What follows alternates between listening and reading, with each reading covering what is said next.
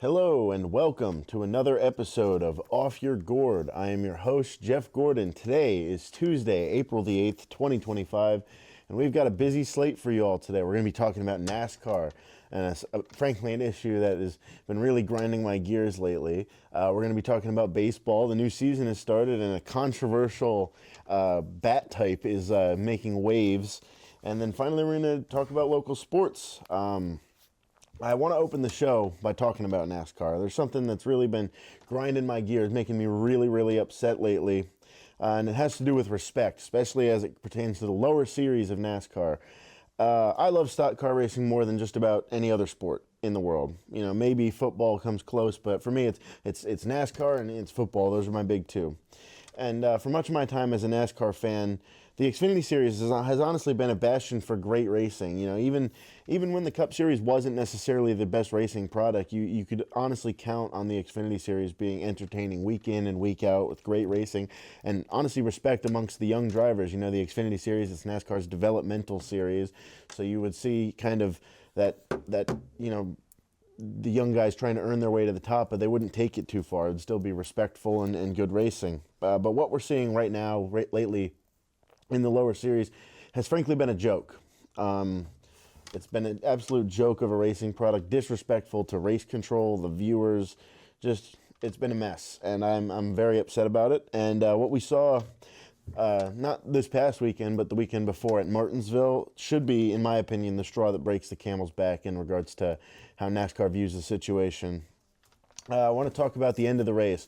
We saw terrible, disrespectful racing for the majority of the Xfinity Series race, but the end of the race was egregious. I'm sure if you follow stock car racing in any way, shape, or form, you've seen what Sammy Smith did at the end of the race. Taylor Gray had kind of gained his way to the front. He'd put together an amazing race at number 54, Joe Gibbs Racing Toyota Supra.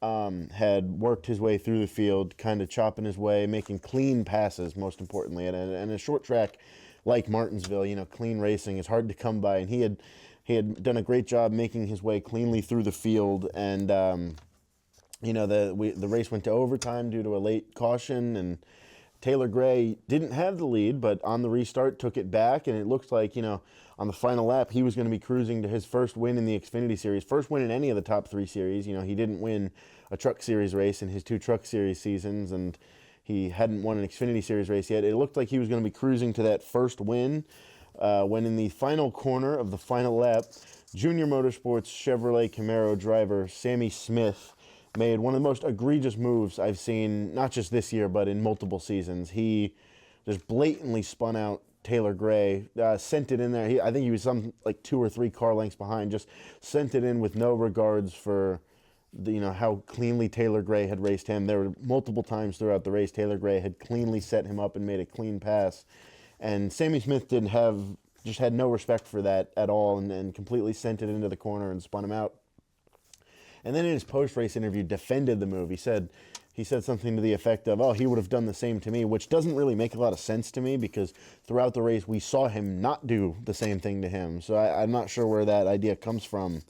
And this had a lot of people upset. This had a lot of people, frankly, pissed off. Drivers, fans, commentators alike. A lot of people, a lot of the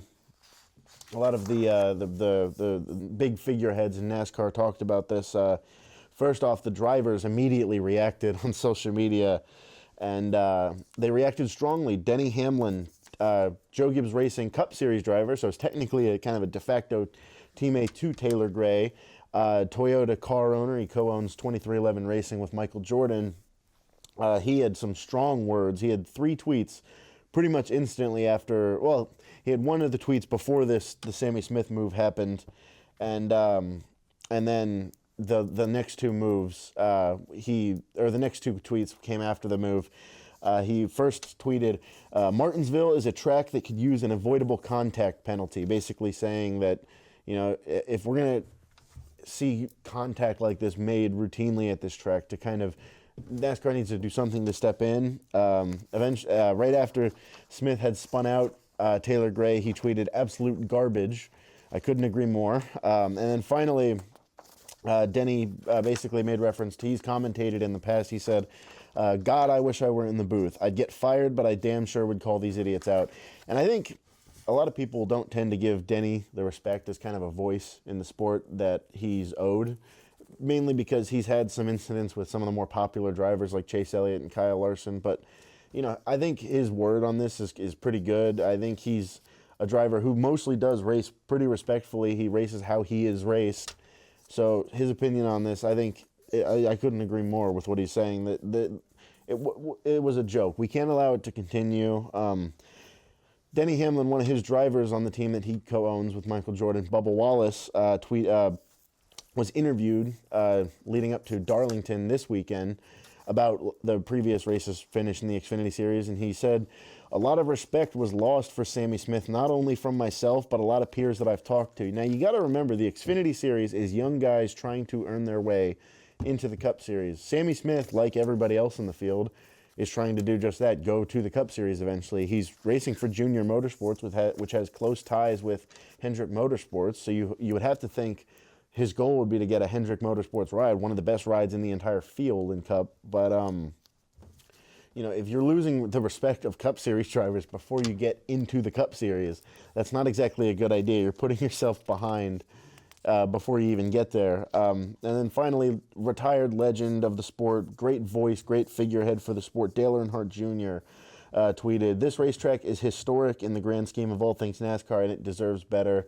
And, like I've said for the previous things that I've read aloud, I couldn't agree more. NASCAR, I think they need to start stepping in. I think that Martinsville as a track, there's been countless great moments, countless great racing, countless great races, and it does, just as a track, it does deserve better. Finally, I thought what the commentators said during the Cup race on the Sunday Martinsville, the Cup Series race at Martinsville, really put the bow on it. They did not mince words at all. Both of the commentators that spoke on, or all three commentators that spoke on it, had hard-hitting quotes, but I want to talk about the quotes of Mike Joy, and I want to talk about the quotes of Clint Boyer. Mike Joy at first compared the race to a dumpster fire, and then let the other two commentators of Harvick and Boyer kind of talk about the incident, and basically said, I compared the race to a dumpster fire earlier. That was wrong because dumpster fires were contained. It did not mince words. Clint Boyer honestly provided a pretty good solution. He had said that, NASCAR needs to start dealing punishments rather than being hands-off. And right now there's no punishment. The drivers just think it's okay because they get rewarded with track position. Sammy Smith, his move didn't quite work because in wrecking Taylor Gray, he slowed himself down enough to lose the race. But we've seen instances in the past where drivers make stupid moves like that and win the race and are not, whether the teams themselves start stepping in and suspending drivers, or whether NASCAR starts suspending drivers or dealing points penalties, NASCAR needs to step in because simple respect isn't going to cut it. And Clint basically said that if they expect respect to be what is going to be what stops drivers from doing moves like this, then we need to let the security step back and let the drivers teach each other a thing or two about respect. And obviously I'm not one to encourage fighting, but if he makes a good point. I don't know how anybody's supposed to learn respect when respect's not being given and respect's not being incentivized. I think this whole overarching issue has to do with the talent pool right now in Xfinity and in trucks. Right now, honestly, surprisingly, it's less of a problem in trucks, which has not been the case in years past, but just the talent pool, there's kind of a weird dynamic for me lately, personally, when I watch these races. For the guys that I think are really talented, I don't like the head that they got on their shoulders when it comes to making decisions. And for the drivers where I do like their head and their decision-making, I don't think they are very talented. Taylor Gray, I think, is a great stand-up driver. I think he's very capable of, racing cleanly and with respect and putting together good racecraft. But, I just don't think he's a very talented driver. And then you got a guy like Austin Hill, who's got all the talent in the world. He won the race, capitalizing on the stupidity at the front of the field. But, he's very talented. I just don't trust his decision-making or things like that. Another good example of that is Sam Mayer. And what do you know, besides Austin Hill winning that race, besides Sammy Smith being the biggest aggressor in that race, Austin Hill and Sam Mayer were two of the worst aggressors in that race as well. And unfortunately, you see racing like this in the top 3 series of NASCAR. It's gonna set a bad precedent. You know, we're up here in Vermont. We're just down the road, about a 40-minute drive from Thunder Road and Barrie. And if young kids and racing at that track and local short track racers racing at that track, see the top 3 series of the biggest stock car racing series in the world, if they see them racing like that on live TV in front of everybody and getting rewarded with millions of dollars for it, they're going to start thinking that's okay. You're going to start seeing racing like this down in Thunder Road in Barrie if it keeps being incentivized like this. I think NASCAR needs to start dealing punishments.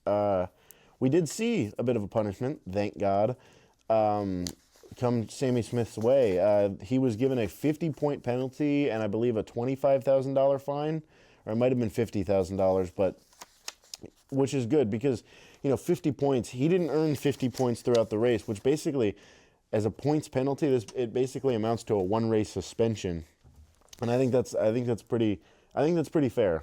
If you're gonna, I proposed when the incident happened, if you're gonna race like that, you should just be dropped to the bottom of the running order.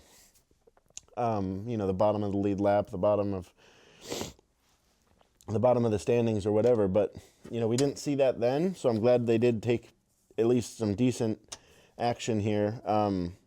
I think car owners need to stop defending this behavior. I get it, right? You want to put your own race cars into victory lane by any means necessary. But Sammy Smith didn't even reach victory lane. He lost the race. He finished, I believe, 7th or 8th. Hit in sending the car into the turn so hard to wreck Taylor Gray. He completely wrecked himself in the process. It didn't work. I think car owners need to make the tough decisions and start honestly sitting their own drivers out for a race. And finally, NASCAR's got a black flag for a reason. You don't need to wait till multiple days after the race, well after the race is over, to issue penalties. They did that with Austin Dillon at Richmond last year when he had his egregious move to end the Cup Series race at Richmond. It's like, you don't need to wait multiple days after the race is over to do something. You can make that decision then and there.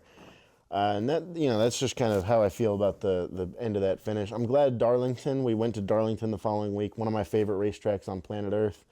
And luckily the Xfinity race was a lot more respectful there. I believe NASCAR probably gave him a stern talking to in the pre-race and the drivers meeting, and basically said, we're not going to allow this to happen again. And I think that showed in the racing product we saw on Saturday.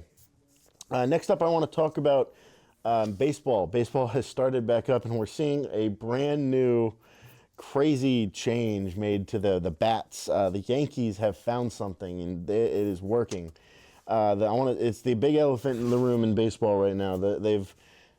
I think we're gonna start seeing these new bats take over the league in short order. They've exploited a loophole in the rule book. Basically, they're inventing what are being referred to as torpedo bats. Technically, the bats aren't illegal. The MLB requires that bats are smooth, round, and don't have diameters or lengths of more than 2.61 inches and 42 inches, respectively. What this means is that the Yankees' new bats are within the rule book, even though they're nothing like we've seen before, and it's working. The Yankees, obviously with a strong hitting core like they've had these past, basically a decade at this point, they were obviously going to be cranking out home runs left, right, and center. But we're seeing that at a crazy scale lately. It's the first time in their game against the Brewers, they beat them 20-9. It was the first time in MLB history that all 6 of a team's first 6 in their starting lineup hit home runs throughout the game. And we're not even a month into the season, barely even 2 weeks into the season, and we're already starting to see this torpedo bat trend catch on. The Phillies, the Pirates, the Reds, the Cubs, the Twins, the Mets, the Orioles, and the Blue Jays all have had players that have used one this season. At least one player on each of these teams. Some of them, the bigger teams, or these teams' biggest stars. O'Neal Cruz for the Pirates, Ellie De La Cruz for the Reds, and Francisco Lindor for the Mets have all been using them and seeing success. As a matter of fact, as far as Ellie De La Cruz goes, in his first game with the bat, he went 4 of 5 for 2 home runs and 7 RBIs. So, this new trend with the bats is definitely working. We're definitely seeing it uh, uh, result in more home runs, which obviously is good for the sport. And I don't, I think a lot of people think, they found this loophole with the bats. The MLB is going to try and change it real quick. I don't know if that's the case. It's making for a more entertaining product. I think more home runs is a good thing. That's why, so as crazy as it is to say to some people, especially like the old heads of baseball, guys like Barry Bonds and guys like that who took steroids, I would just believe put them in the Hall of Fame at this point. It's been 20 years, and they were some of the most entertaining players in baseball history. So, anything to make the game more entertaining, I think is good. I think that's why I love changes that they made lately, like the pitch clock. I think that speeds up the game, makes it a more entertaining viewing product. Maybe not as entertaining as a product when you're actually at the ballpark, but seeing it on TV, it's a much better product. And I think, these torpedo bats, more home runs is always good for the sport. So, finally, I want to talk about local sports. Not much in the way of local sports lately, unfortunately. We're in a bit of a low point, especially with UVM. We don't have, super heavy spring sports at UVM, so it's kind of a low point. Now we're heading into that April season. I mentioned hockey and basketball last week. Both of those seasons ended pretty much unscrupulously. So their seasons are over. However, the UVM men's football team is still undefeated since the year 1974. So great run for them. And I believe that's our show this week. Thank you so much for watching. We talked about NASCAR. A lot of the issues that I have with NASCAR, I was fired up. I was fired up watching the race, so you best believe I was fired up talking about it here today. We talked about the new Torpedo bats, which is something I love. I hope they take over the league. I love seeing more home runs. I love good pitching, but there's nothing like home runs. Going to the ballpark, seeing guys crank 400, 500 footers out of the stands. Thank you so much for watching. This has been Off Your Gourd. I am your host, Jeffrey Gordon. Thank you so much for watching.